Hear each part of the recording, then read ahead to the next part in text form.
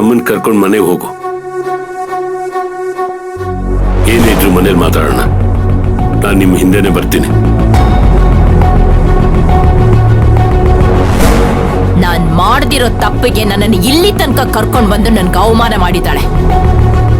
ಆ ಕೆಲಸದವಳ ಮಾತ್ರ ನಾನು ಸುಮ್ಮನೆ ಬಿಡಲ್ಲ.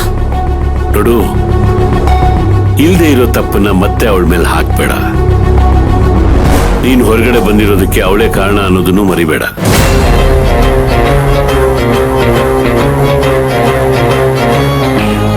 ಅದೇ ಆ ಭಿಕ್ಷೆನೆ ನನಗೆ ಬೇಡ ಅಂತ ಹೇಳ್ತಾ ಇರೋದು.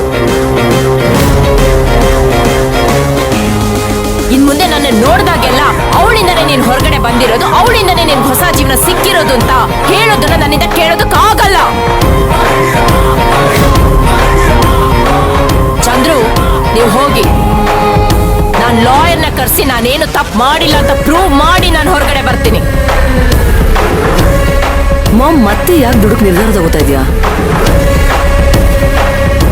ನೋಡು, ಆಗಿದೆಲ್ಲ ಆಗೋಯ್ತು.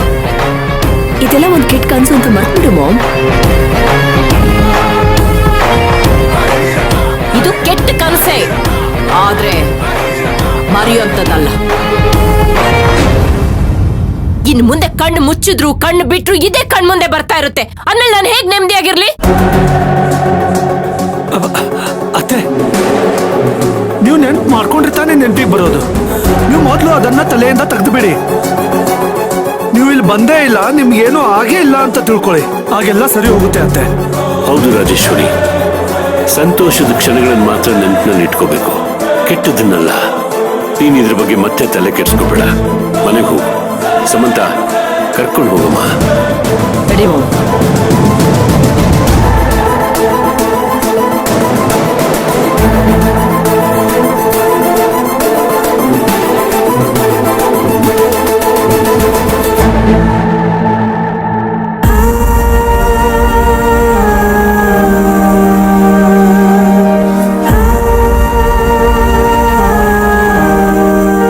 ಇನ್ಸ್ಪೆಕ್ಟ್ರೆ,